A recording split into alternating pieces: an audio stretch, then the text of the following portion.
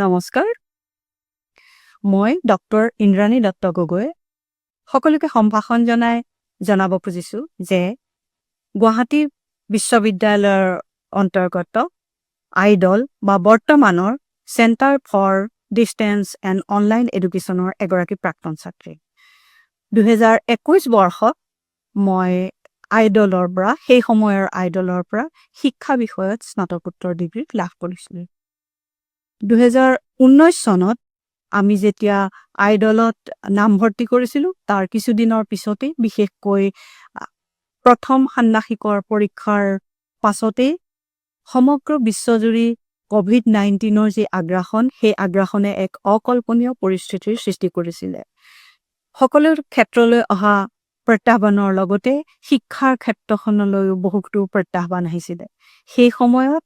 অতি দক্ষতাৰে আইডলে আৰু ক্ষিপ্ৰতাৰে প্ৰয়োজনীয় ব্যৱস্থা লৈ পেলাই ছাত্ৰ-ছাত্ৰীসকলৰ অভাৱ পূৰণ কৰিব পৰাকৈ সকলো ধৰণৰ সুবিধা লগতে পৰামৰ্শ প্ৰদান কৰি নিৰ্দিষ্ট সময়ৰ ভিতৰত আমাৰ শিক্ষাবৰ্ষ সমাপ্ত কৰি পৰীক্ষা পাতিবলৈ সক্ষম হৈছিলে আমিও সেই সময়ত হঠাতে অহা নতুন যি টেকনলজিৰ ব্যৱহাৰ কৰি অনলাইনতে এছাইনমেণ্ট সাবমিট কৰাৰ পৰা ওপেন বুক পৰীক্ষা দি সেই পৰীক্ষাৰ উত্তৰ বহীসমূহ স্কেন কৰি আপলোড কৰালৈকে বহুখিনি নতুন অভিজ্ঞতাৰ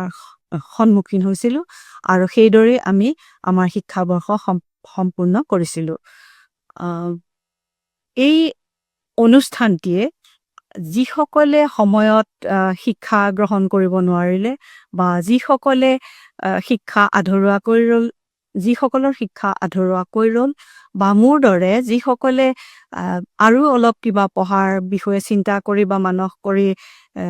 কৰে তেওঁলোকক এটা সুন্দৰ শৈক্ষিক পৰিৱেশ দিবলৈ সক্ষম হৈছে এই আইডলৰ যি বা এই centre for distance and online এডুকেশ্যনৰ যি পাঠ্যক্ৰম সি এক উন্নত মানদণ্ড আৰু বিশ্বমানৰ পাঠ্যক্ৰম আৰু যি আমাৰ সন্মুখত অহা আমাৰ প্ৰত্যাহ্বানসমূহৰ মুখামুখি হ'বলৈ সাজু কৰি তোলে যিসকলে এই অনুষ্ঠানটিৰ এই সুবিধাসমূহ ল'ব বিচাৰে তেওঁলোকে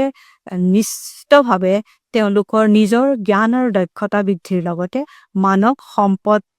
উন্নয়নৰ ক্ষেত্ৰতো নিজক প্ৰতিষ্ঠা কৰিব পাৰিব বা বিভিন্ন ক্ষেত্ৰৰ বাবে নিজক যোগ্য কৰি তুলিব পাৰিব মই যিহেতু যোৱা 20 বছৰ ধৰি শিক্ষক প্ৰশিক্ষণৰ লগত জড়িত আছো সেয়েহে মোৰ কৰ্মৰ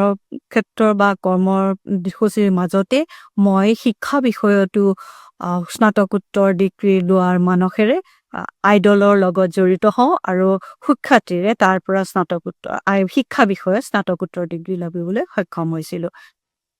সেয়েহে মই ভাবোঁ যিসকলে এই